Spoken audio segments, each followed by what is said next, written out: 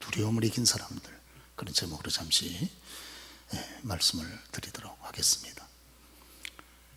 사람들은 두려움이 많습니다. 무엇보다 우리가 약하기 때문에 그렇고, 또 죄성이 있기 때문에 하나님을 대적하여 살다가 여러분 또 두려운 일을 만나고, 또 불명예스러운 일을 하다가, 명예스럽지 못한 일을 하다가 굉장히 두려운 마음에 사로잡히게 되는 것이죠.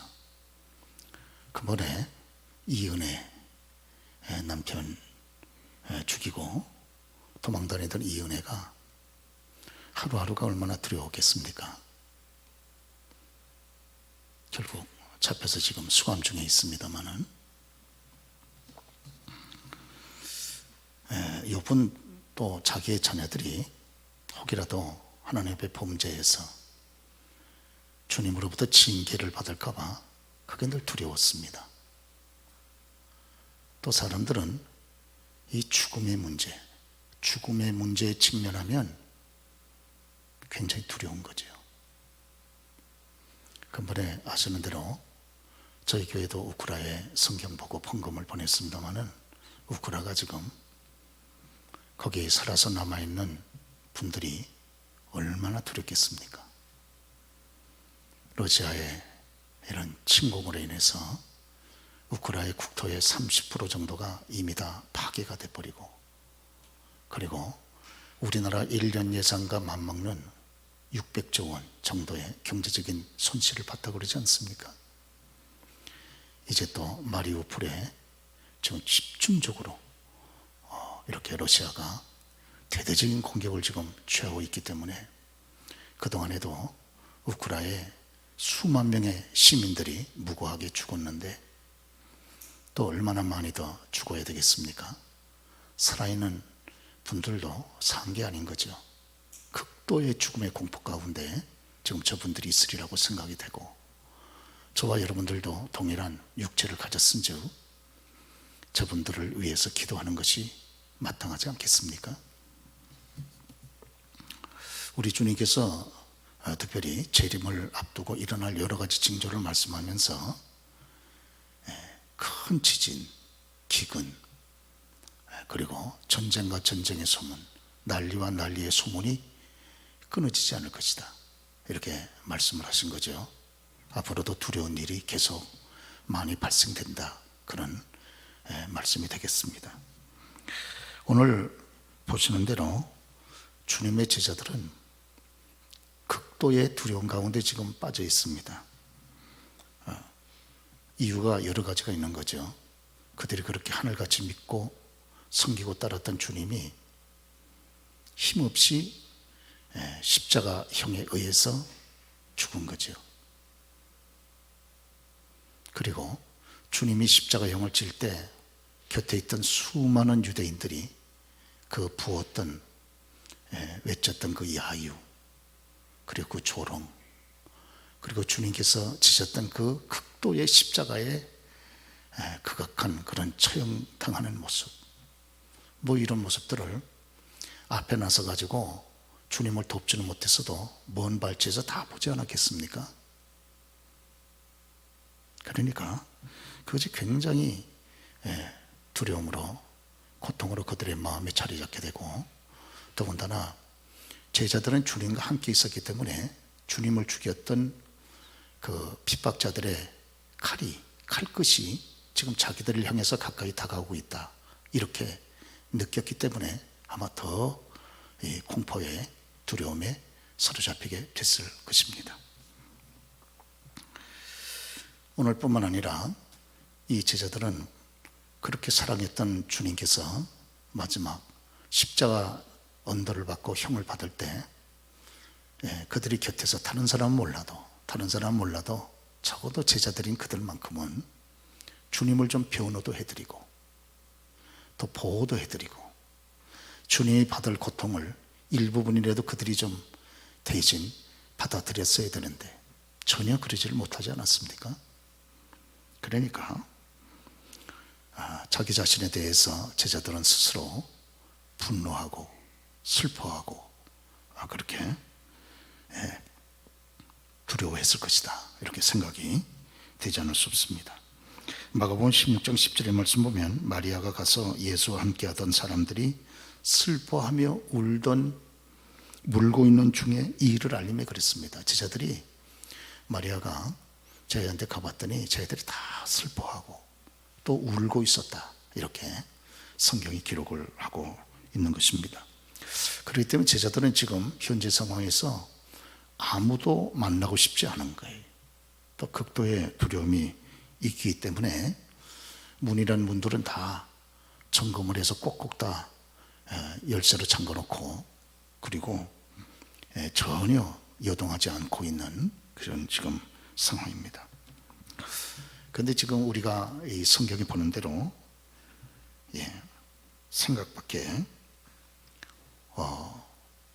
이 안식 후 첫날 주일날 새벽에 주님의 무덤을 찾아갔던 몇몇 여인들이 다시 돌아와서 흥분되고 또 놀라운 그런 모습을 가지고 주님이 살아나셨다고 그렇게 전달을 해 주는 거예요.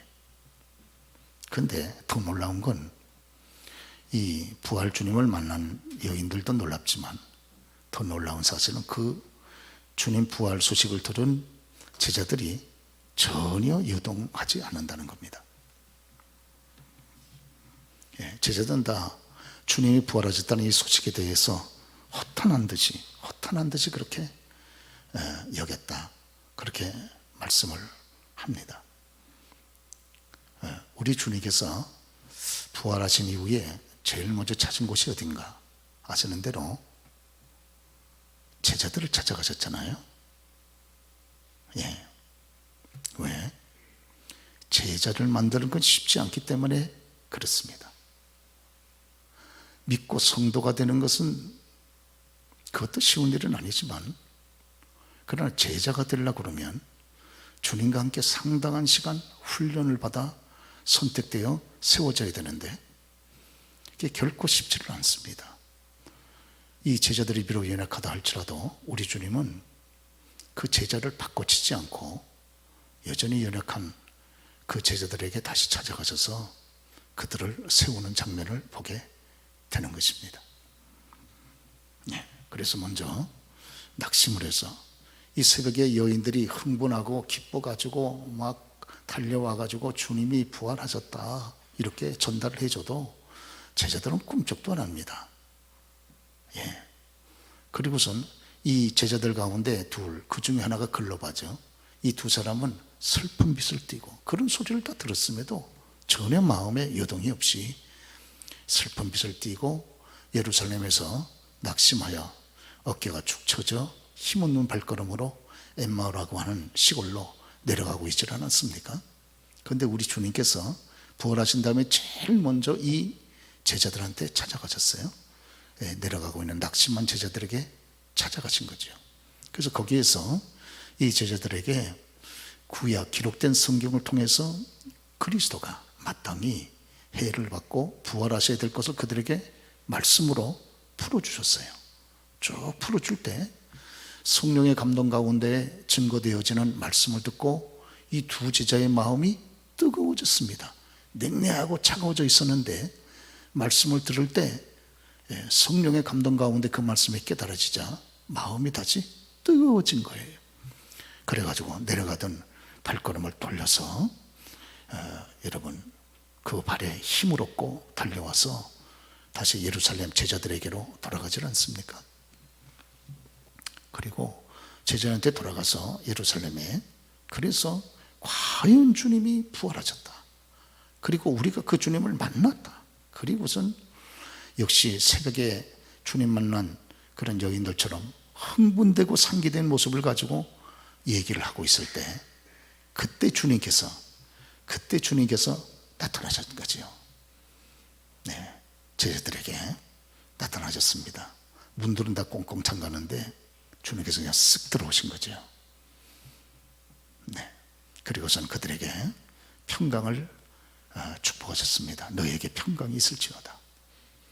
또 한 번 거듭해서 평강이 있을지어다. 거듭해서 평강을 주님이 축복하지 않으셨습니까? 왜? 워낙 두려움으로 꽉 뭉쳐있는 사람들이라 그 두려움을 깨버리기 위해서는 한 번에 평강의 축복 가지고 안 되니까 거듭거듭해서 평강을 그들에게 축복을 하셨습니다. 그리고 나는 이렇게 살과 뼈를 가진 완전한 그런 육체로 부활하셨다는 것을 그들에게 말씀을 해주셨어요. 그리고 제자들에게 너희들 가운데 뭐 먹을 것이 있느냐? 그러니까 제자들이 구운 생선을 주님에게 드리지 않았습니까? 그러니까 주님께서 그들이 다 보는 앞에서 그들과 함께 그 구운 생선을 잡수셨어요. 그러니까 이제 주님이 부활하셔서 그들 곁에 같이 계시다고 하는 그 사실을 비로소 깊이 확인한 이런 제자들이 그 슬픔을 물리치고 다시 기쁨이 회복이 되고 그리고 확신을 지금 갖게 되어졌다. 성경이 이렇게 말씀하지 않습니까? 그렇습니다. 오늘 이 제자들은 부활하신 주님을 만나기 전에는 문이 하나가 아니고 문들, 우리 보니까 문들 여러 개, 문이 여러 개 있는 거죠. 다 꽁꽁 점검해가지고 다 열쇠로 다 잠갔어요. 왜 그러냐?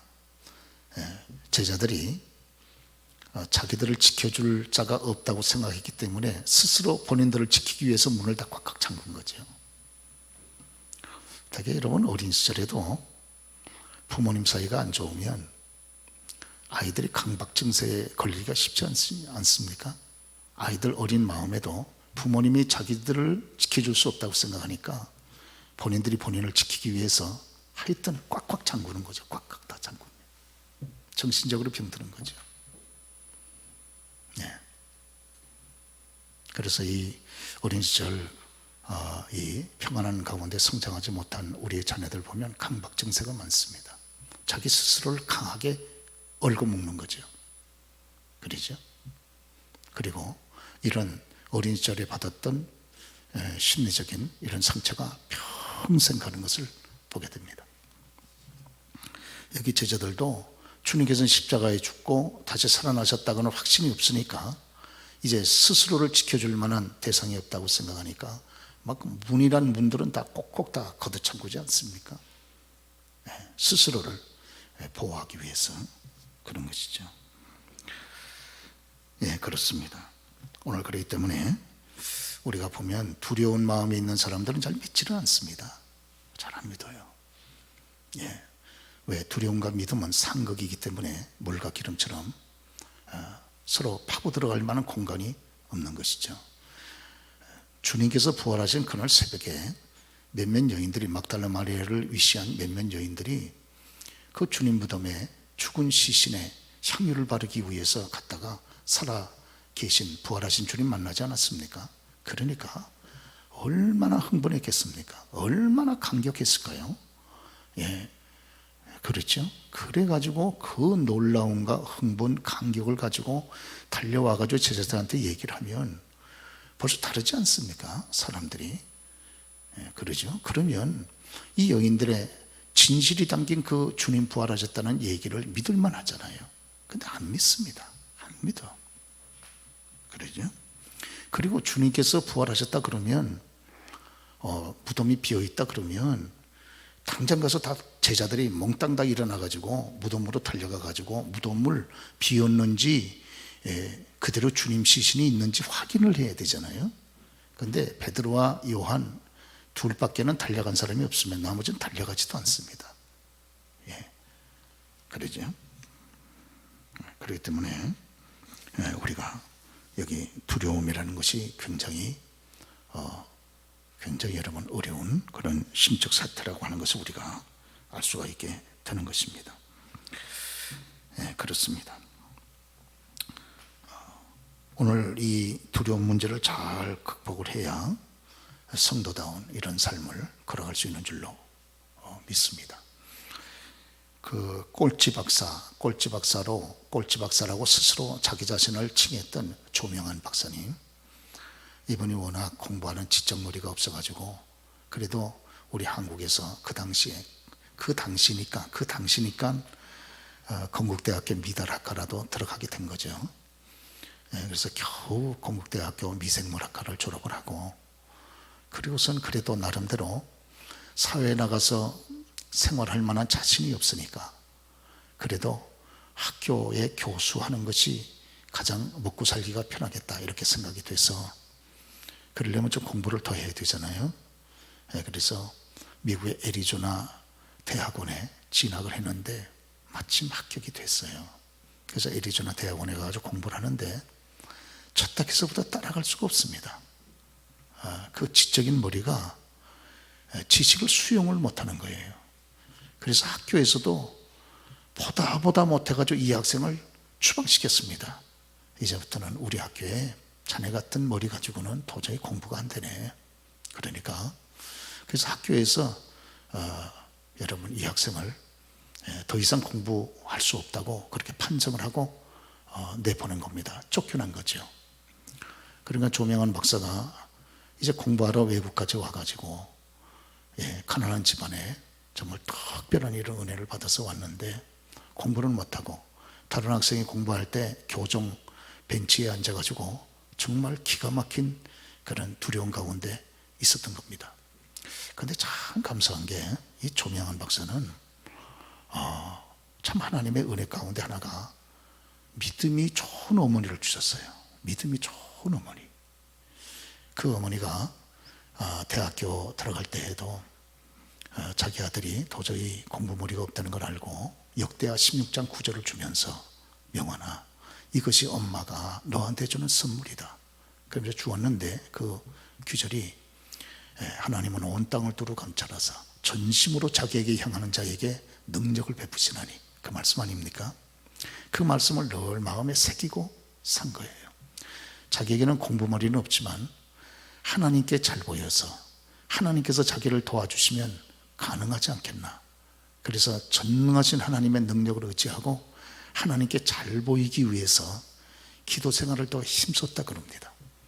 그 애리조나 대학 가가지고 학교에서 쫓겨난 입장에서 이제 보통 두려움이 그에게 있는 것도 아니죠. 더 이상 미국에 있을 수도 없고 한국에 돌아갈 수도 없고, 그래서 거기서 간절히 기도한 거예요. 정말 아주 절박하고 절실하게 그렇게 기도를 한 거죠. 그런데 놀랍게 하나님이 그의 기도를 들어서 애리조나 대학의 면역학과의 교수님 한 분의 마음을 감동시켜 주었어요. 가만히 보니까 이 조명환이라는 학생이 도저히 공부머리는 안 되지만 자기가 이 학생을 거두어서 한번 공부를 시켜보겠다, 학교에 건의를 한 거예요, 이 교수님이. 그래가지고 이 교수님 밑에 들어가가지고 정말 기도하면서 공부를 했습니다. 그래서 드디어 이 애리조나 대학교 면역학 박사학위를 받았어요. 그리고선 한국에 돌아와서 건국대학교, 이 면역학이라는 게 굉장히 드문 학과니까 바로 교수로 채용이 됐습니다. 그래서 정말 이와 두려움이 있을 때 절박하게 하나님 앞에 기도함으로 말미암아 살아계신 그 하나님이 자기의 학기를 인도해 줬다, 그것을 자랑스럽게 간증하고 있습니다. 사람이 나는 공부할 때 꼴찌했다, 그 얘기하기 좋아하는 사람이 누가 있겠어요? 나는 정말 공부머리가 없는 사람이야, 그런 얘기하기를 좋아하는 사람이 누가 있겠어요? 그런데 자기 같은 사람을 통해서 우리 하나님 이렇게 역사하셨다 하는 것을 간증을 하기 위해서 자기가 스스로 자기 스스로의 별명을 꼴찌 박사라고 자기 스스로가 얘기를 하고, 다른 사람이 자기한테 그런 얘기 했더라면 마음의 상처가 더 있었겠지만 자기 스스로가 자기 자신을 평가해서 그런 얘기를 하면서 하나님의 간증을 하고, 그리고 주께 영광을 돌렸다, 그런 얘기를 하고 있습니다. 사랑하는 교우 여러분, 이 두려움은 정복해야 됩니다.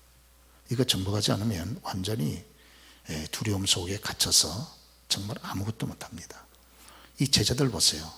방에 열쇠 걸어놓고서는 꼼짝달싹 안 하잖아요. 사람이 움직이질 않습니다. 두려움이 있는 사람들, 그러죠? 그리고 또 믿지도 않습니다. 누가 와서 아무리 확신을 가지고 강력하게 얘기를 해도 이 제자들 보세요. 믿지를 않잖아요. 안 믿습니다. 그리고 이렇게 되면 이제 완전히 실패한 인생이 되고 마는 거죠. 그런데 그래서 이 두려움을 깨버려야 이 땅 위에서 참다운 삶을 살고 우리가 승리할 수 있게 되지를 않겠습니까? 그 방법을 우리 주님께서 오늘 본문을 통해서 우리들에게 보여주고 계시는 것인 거죠. 무엇보다 우리가 전제해야 될 것은 두려움은 해결할 수 있다 하는 거예요. 뭘 보고 할 수 있느냐? 제자들이 해결했잖아요. 제자들이 이 두려움 문제를 해결을 했거든요. 그러죠. 제자들이 죽음이 결국 궁극적으로 보면 죽음이 그렇게 크게 무섭고 두려웠던 것 아닙니까? 그런데 나중에 후에 보면 이 제자들은 전부 죽음을 정복을 하고 그리고 다 하나같이 다 순교했습니다. 이건 죽음을 정복했다 그 말이죠. 다 하나같이 다 순교를 했어요. 주님의 제자들이. 무엇보다 먼저 우리가 오늘 이 제자들의 두려운 문제, 이것을 해결하는 주님의 이 처방을 살펴볼 필요가 있습니다. 왜냐? 제자들이 이 두려운 문제를 해결하지 못하면 아무것도 할 수 없기 때문에 그렇습니다. 그래서 먼저 주님께서 이 제자들이 찾아가서 두려운 문제를 해결을 하고 계시는 거죠. 무엇보다 먼저 우리가 두려운 문제를 해결하려면 부활하신 주님, 죽음도 정복하신 주님이 나와 더불어 함께한다 하는 것을 받아들여야 됩니다. 오늘 주님은 결코 우리를 떠나지 않으신다 하는 것을 확신을 해야 이 두려운 문제를 해결할 수가 있게 되는 것이죠. 오늘 그래서 우리 주님께서 제자들을 찾아간 것이 아니겠어요? 죽음도 정복하신 절대적인 권세와 권능을 가지신 그 주님이 나와 더불어 함께한다 하는 이 확신, 이것이 있을 때 우리가 두려움을 밟아버릴 수가 있게 되는 것이죠. 이 난민선이 전복이 되는 바람에 거기서 한 갓난아이를 안고 탈출하는, 바다를 헤엄쳐가는 아버지의 사진이 있습니다. 예전에도 한번 너무 인상 깊어서 제가 저 사진 한번 띄워드린 적이 있었습니다. 난민선에서 도망가다가 전복이 되는 바람에 아이 하나의 생명을 품에 안고 저 바다를 헤엄치는 겁니다. 여러분 보면 저 아버지의 얼굴은 좀 더 확대하면 더 좋습니다만은 굉장히 비장합니다. 왜? 죽고 사는 문제니까. 근데 아버지의 품에 안긴 저 어린아이는 지금 잠자고 있어요. 잠자고 있습니다. 천하태평 잠자고 있는 거죠. 뭘 의미하느냐? 만약에 저 아버지의 품이 아니라면 저 아이는 단번에 죽고 말 거예요. 그러나 아버지의 품에 안겨 있는 이상은 저렇게 태평할 수가 있는 거예요. 그렇죠? 죽음의 위기의 순간에도. 여러분, 인간 아버지의 품에 안기기만 해도 극적인 위기에서 평안할 수 있다면 절대적인 그런 주님의 품에 저와 여러분이 안겨 있지 않습니까? 그 주님이 지금 성령으로 우리 가운데 함께 계시잖아요. 그렇다면 우리들은 두려움을 극복해낼 수 있다는 겁니다. 어떤 두려움이라도, 어떤 두려움, 그러죠? 그것이 질병의 두려움일 수도 있고, 가정의 두려움일 수도 있고, 또 자녀들의 문제일 수도 있고, 물질의 문제, 요새 같은 때 뭐 경제적으로 어렵지 않습니까? 또 지금 우리 한국은행 총재는 금리를 지금 또 올리고 있고, 또 미국 금리가 올리면서 한국 금리도 올라가고, 그러면서 또 여러분 대출하신 분들은 이자가 또 팍 높아지잖아요. 또 이런 일도 있고, 그렇습니다. 제 그 후배 목사님 한 분은 이와 같은 그런 코로나 상황에서 교회를 건축하다가 사람이 완전히 망조가 돼버렸어요. 얼마나 돈에 시달렸는지 한쪽 눈이 축 가라앉아 버렸습니다. 제가 보니까 한쪽 눈이 축 가라앉아 버렸어요. 얼마나 스트레스를 받았는지. 그렇지 않아도 당뇨가 있는 사람이 완전히 중증 당뇨가 돼가지고 이빨이 그냥 다 흔들거리고, 이거 뭐 제가 보니까 제가 그래서 이게 웬 고생이냐, 이런 코로나 상황에. 그래서 목사님, 오죽하면 교회를 건축하겠습니까? 오죽하면. 저한테 그런 얘기하는 걸 제가 들었습니다만은, 하여튼 극적인 이런 위기 상황, 이런 두려운 상황, 이런 상황에서도 우리가 위기 속에서 절대적인 이런 주님의 품을 의지하고 그 주님이 나를 떠나지 아니한다, 이런 확신이 있으면 우리가 두려움을 극복해 나갈 수 있다 하는 것입니다. 믿기를 주의로 축원합니다. 오늘 이사야서 43장 2절의 말씀 보면 이런 말씀 있지 않습니까? 내가 물 가운데 지날 때에 내가 너와 함께 할 것이라. 강을 건널 때에 물이 너를 침몰하지 못할 것이며 내가 불 가운데로 지날 때에도 타지 아니할 것이고 불꽃이 너를 사르지도 못하게 하리라. 왜? 주님께서 그렇게 우리를 보호해 주신다, 그 말 아니겠어요? 여러분, 이스라엘 백성들이 출애굽한 이후에 목적한 가나안 땅까지 가는데 중간에 거쳐야 되는 과정이 하나 있지 않았습니까? 그게 바로 광야죠.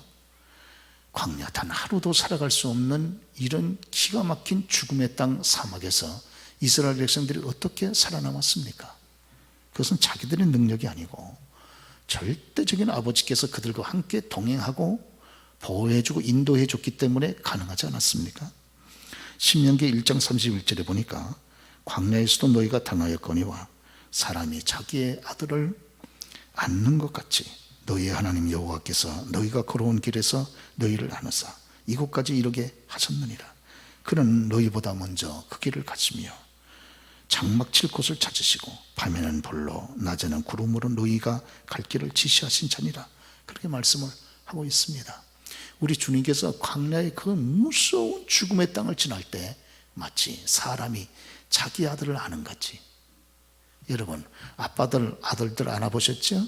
사랑하는 아들 꼭 안아가지고 조금도 어려움이 없도록 그렇게 사랑으로 감싸서 꼭 안고 지나가듯이, 그렇게 우리 하나님께서 자기의 사랑하는 아들을 안는 것처럼 안고 광야의 길을 건너 가셨다는 거예요. 그러면서 낮에는 구름기둥, 밤에는 불기둥으로 너희 앞서 너희의 갈 길을 인도해 가셨다, 이렇게 말씀하지 않습니까? 그러니까 살았죠. 그렇지 않으면 살 수가 있겠습니까? 그렇습니다. 오늘 저와 여러분들이 두려운 상황 가운데서도 돈 문제 때문에, 건강 문제 때문에, 가정의 문제 때문에, 자녀 문제 때문에 여러 가지 여러분 어려움이, 이런 두려운 문제가 완전히 우리를 싸매듯이 우리에게 그렇게 다가온다 할지라도 우리가 담대할 수 있습니다. 왜? 우리는 이 모든 문제보다도 크고 위대하신 정복하신 주님이 우리와 더불어 함께 하신다는 거예요. 믿기를 바랍니다. 이사야 32장 2절에 보니까 또 그 사람은 광풍을 피하는 곳, 폭우를 가리는 곳 같을 것이며 마른 땅에 냇물 같을 것이며 곤비한 땅에 큰 바위근을 같으리니 그랬습니다. 광풍 막 무섭게 막 그냥 광풍이 불어오고 폭우가 막 그냥 막 쏟아지는 가운데서도 우리 주님께서는 광풍을 피하는 곳, 그러죠. 또 폭우를 가리는 곳, 폭우를 다 가려준단 말이에요. 그러죠. 마른 땅에 냇물 같을 것이, 마른 땅 죽음의 땅 아닙니까? 그런데 그 마른 땅을 살리는 냇물 같은 은혜를 베푸신다는 거예요. 곤비한 땅에 그렇게 피곤해, 이것저것 때문에 피곤한 땅과 같은, 곤비한 땅과 같은 우리들에게 큰 바위가 돼서 우리에게 여러분 그늘이 되어주신다, 그 말입니다. 요새 오후 시간 되면 뭐 얼마나 덥습니까? 근데 저희 교회 이렇게 탁 들어오려고 그러면 그늘이 져가지고 저희 교회에 일단 탁 들어오면 시원한 것처럼 우리 주님께서 저와 여러분들에게 이렇게 피난처가 되시고 여러분 이렇게 쉴 수 있는 그런 쉼터가 되신다고 하는 것. 그렇기 때문에 저와 여러분이 오늘도 이렇게 이런 스트레스 많은, 이런 완전히 경쟁력으로 완전히 여러분 꽉 차 있는 세상 속에 살아가면서도 우리가 건강하게 오늘도 걸어갈 수 있게 되는 것이 아니겠습니까? 믿기를 축원합니다. 보면 다 내 힘으로 한 것 같고 다 내 재주로 한 것 같고 그렇게 여겨져도 여러분 우리가 눈을 뜨고 보면 다 그 배후에 하나님의 손이 함께 하시고 우리를 이런 보호하셨던 주의 은혜가 함께 하셨기 때문에 이제는 강건하게 여기까지 올 수 있게 된 줄로 믿습니다. 그럴 뿐만 아니라 부활 주님의 도우심을 우리가 확신해야 됩니다. 이 두려운 문제를 뚫고 나가려면 힘이 있어야 되잖아요. 내게는 힘이 없으나 부활하신 주님이 내게 힘이 되어 주신다는 거예요. 그러죠. 이 두려움을 뚫고 깨버려야 됩니다. 그런데 내 속에는 그 힘이 없으나 부활하신 주님이 내게 힘이 되셔서 이걸 뚫고 나가게 하신다는 거죠. 우리가 성경 말씀 보면 그래서 우리 주님께서 찾아오신 이후에 슬픔에 붙잡혀 있던 제자들 마음속에 기쁨이 되살아났잖아요. 낙심해 있던 제자들에게 다시 보시는 대로 뜨거운 마음이 다시 일어나지 않았습니까? 그리고 두려움에 붙잡혀 있던 이 제자들 마음속에 주님께서 평강을 그렇게 주신 것이죠. 오늘 그렇습니다. 저와 여러분들이 이 두려움 문제가 우리들에게 없을 수 없어요. 또 지금 정권이 바뀌는 이런 시점이고 여러 가지로 코로나에 시달린 상황 속에서 저와 여러분들이 여러 가지 우리가 두려운 문제가 우리들에게 안과 밖으로 다가올 수밖에 없습니다. 그럴 때 우리가 꼭 마음에 명심해야 되는 것은 주님께서 나와 더불어 함께 하신다. 주님은 나를 버리지 아니하신다. 거기에 대한 확신, 그리고 주님은 이 모든 문제를 능히 뚫고 나갈 수 있도록 내게 힘이 되신다. 파워, 힘이 되신다. 그러죠. 그런 확신을 우리가 절대적으로 가질 필요가 있습니다. 오늘 우리가 찬송 영상에도 이런 보신 것처럼 우리가 주의 어깨 그늘에 기댈 때 주님이 우리를 강하게 하신다는 거예요. 우리 자신보다도 더 강하게 하신다는 거예요. 주님이. 저와 여러분은 약하지만 우리가 주님의 어깨에 기댈 때, 주님의 손에 기댈 때 주님은 저와 여러분들을 우리 자신보다 더 강하게 하신다. 우리를 이렇게 세워주신다. 그 찬송 아닙니까? 그러시죠? 이 사실을 믿으시면 아멘 하시기 바랍니다. 그렇습니다, 여러분. 주님이 저와 여러분 이렇게 세워주시면 일어나는 거예요. 나는 일어날 힘이 없어. 그래서 주저앉아가지고 슬프게 낙심 가운데 울고 있는 거 아닙니까? 제자들처럼. 그러나 주님은 나를 능히 여기서 일으켜 줄 수 있다는 거예요. 무덤 속과 같은 저와 여러분의 삶에도 무덤문을 굴러낼 수 있다는 거예요. 주님은요. 그러죠. 그렇기 때문에 이런 확신을 가지고 이때를 살아가게 되는 줄로 믿습니다. 미국의 유명한 대통령 가운데 루즈벨트라는 이름을 가진 대통령이 둘이 있죠. 그런데 특별히 32대 대통령도 루즈벨트고 여기 26대 대통령도 시어도 루즈벨트인데 이 사람이 먼 친척간입니다. 두 루즈벨트가. 그런데 이 시어도 루즈벨트는 26대 대통령인데 어린 시절부터 몸이 아주 굉장히 병약했습니다. 특별히 눈이 아주 안 좋았어요. 그리고 간질이 있었습니다. 간질. 그러죠. 그러니 어린 시절부터 간질이 있으면 얼마나 절망적입니까? 길 걸어가다 이래가지고 거품 몰리고 쓰러지면 후에 자기가 자기 자신을 봐도 자살하고 싶지 않겠습니까? 그리고 폐병이 있고 또 폐병이 연결해가지고 천식이 많고 천식 환자들 굉장히 힘들죠. 어린 시절부터. 그래서 잔병 치레가 많았던 사람이었는데 그 아버지하고 어머니가 참 감사하게 믿음의 사람들이었습니다. 아버지 이 시어도 시니어는 자기 아들이 막 간질 발작 증세가 이렇게 나면 막 이래가지고 괴로워하면 그 아들을 데리고 마차에 태워서 밖으로 나가서 그 아들과 함께 같이 뛰기도 하고 마차에 태워서 쭉 동네를 돌면서 그 아들에게 용기를 줬습니다. 용기를 주고. 보면 그 아버지가 늘 아들에게 했던 이런 말을 했다 그래요. 아들아, 내가 가진 장애는 장애가 아니란다. 내가 만일 전능하신 하나님을 참으로 신뢰하고 믿는다면, 그리고 하나님의 도우심이 너와 함께 한다면 오히려 너의 장애 때문에 모든 사람이 너를 주목할 것이고 너는 진실로 역사에 기적을 남기는 놀라운 삶을 살 수 있단다. 그러면서 그 아들을 끊임없이 믿음으로 격려하고 믿음을 선포해주고 그렇게 했다고 그럽니다. 그리고 참 감사한 건 이 시어도 루즈벨트 그 어머니가 마리인데, 마리는 개신교도인데 참 경건한 신앙인이었다 그럽니다. 그래서 어려서부터 이 루즈벨트가 자기의 한계를, 연약함을 절감을 하고 거기에다가 경건한 어머니의 신앙적인 영향을 받아서 참 독실한 기독교인이 되고, 저 루즈벨트는 어려서부터 늘 기도하는데 힘쓰는 그런 사람이 됐다고 그럽니다. 자기 자신이 여러 가지로 연약함과 한계를 느끼면 저와 여러분들이 하나님을 찾게 되잖아요. 우리의 육신의 한계를 느끼면 영의 눈이 떠지는 것이 아닙니까? 그래서 어려서부터 그랬는데 참 하나님께서 저렇게 문제가 많은 병약한 그런 루즈벨트를 미국의 26대 대통령으로 세워주시고, 그리고 저 루즈벨트를 노벨 평화상까지 받게 하시는 정말 역사의 신화 같은 기적을 이루는 사람으로 그 아버지의 표현대로 그렇게 역사가 이루어지게 된 것이죠. 우리들도 끊임없이 우리의 자녀들을 향해서 축복하고 여러분 그렇게 해야 할 줄로 믿습니다. 그래서 끊임없이 신앙으로 격려하고 스스로 기도할 수 있도록 이끌어주고 믿음으로 세워준다고만 하면 하나님께서 저 시어도 루즈벨트를 세운 것처럼 또 우리의 자녀들도 세워서 하나님의 영광을 드러내게 하지를 않겠습니까? 우리 주님께서 마지막 결론적으로 제자들에게 찾아가셔서 세 가지를 축복을 했습니다. 이게 바로 두려움을 결정적으로 이기는 방법이 되는 거죠. 먼저 평강을 축복을 했습니다. 너에게 평강이 있을지어다. 그러죠. 그리고 한 번 가져왔는데 거듭해서 또 했습니다.